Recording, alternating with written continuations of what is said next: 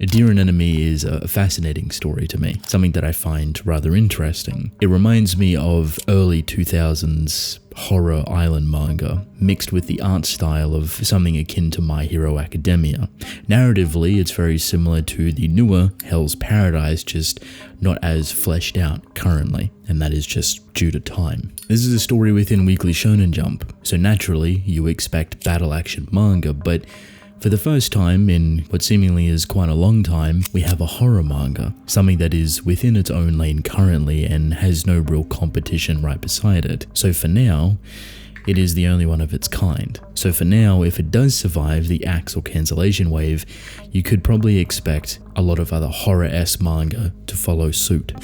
This is a story about evolution, Darwinism specifically, and how certain animals and plants and things are evolving on this very secluded island. They're not taking the normal evolutionary route, they're rapidly growing and increasing because of potentially outside elements. This is allowing plants to mature and evolve to become somewhat even humanoid. This is allowing animals to evolve into more sentient creatures, more intelligent ones. So when we send humans there to investigate why this is taking place, to uncover the secrets of this island and its evolution, a lot of things get crazy very quickly. This is not a safe island, and it is definitely not a safe place. When I say that it's kind of similar to Hell's Paradise and My Hero Academia, I mean that respectfully. Artistically, it is very beautiful, very crisp, very gritty, and it has a nice sense of weight and creativity behind it to really show off the horrifying nature of what this island represents. Narratively, when it comes to Hell's Paradise, the one thing it does miss in comparison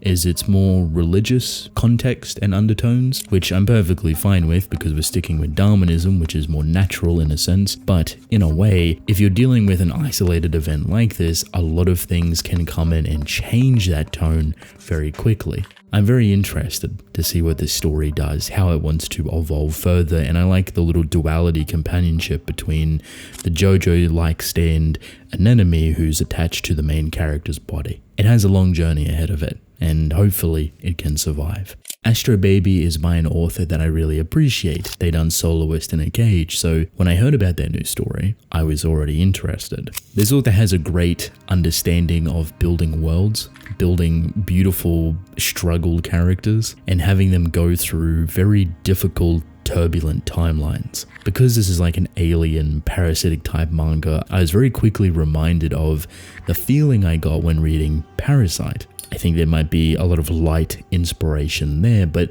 also a pinch of Tokyo Ghoul mixed with this playful design of something akin to Hitman Reborn. Being that its focus is these parasitic aliens that take over the human body and disguise themselves, they have a ghoul-like appearance. And our main character is connected with this very intelligent parasite, one that is higher ranked than the others, except they're in a human form. They are within the body of a child, a brand new born baby, and this baby has connected with the main character, so they're kind of interlocked with each other and are struggling to figure out how to maneuver from here on forward. This is a military human that is here to protect the city that's been quarantined off, now connected with a very intelligent parasite, and said military that he worked for is hunting him down. But there seems to be other sentient parasites that just don't really know about each other. So it's kind of turning into this weird cat and mouse game where survival of the fittest is taking place, but also parasitic aliens are trying to obliterate all these humans, but it's all squished within a specific city that has been kind of walled off from the rest of the world as to not spread the infection. I know this author can do great things, and I expect Astro Baby to follow similar tracks, to be fun, to be entertaining, but also very emotionally charged, and overall just a very incredible read. But so far, its foundation is comfortable, and I expect a lot of people to love it. Wild Strawberry is another plant-like manga, but it has this appeal to it that either you really like or you don't really like at all. It's currently having a bit of a difficult time, in my opinion, trying to figure out what it wants to be. Does it want to be horror? Does it want to be an action manga? Does it want to be a mystery manga?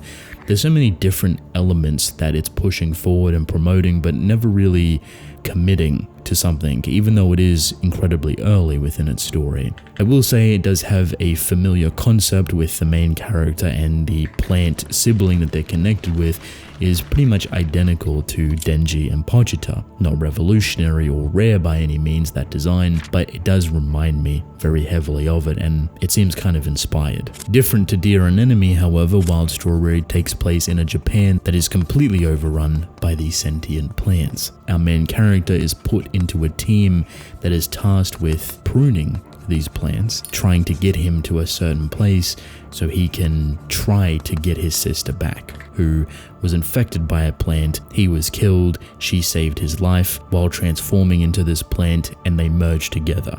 This squad that he joins is filled with a bunch of interesting characters, but it does remind me heavily of the Quinque squad from Tokyo Ghoul Re, mostly to do with their weaponry. In Tokyo Ghoul Re, they use weapons that can kill ghouls because they're designed out of the ghouls. In Wild Strawberry, the pruning equipment that they use are designed out of the plants, and they connect with the human that's wielding them, so it's kind of DNA specific. I think this story is going to have a bit of a rough, maybe difficult time keeping its readers engaged and having them coming back every single week. It has variety, it has flexibility, but is the writing behind its characters and their interactions enough to keep people sticking around?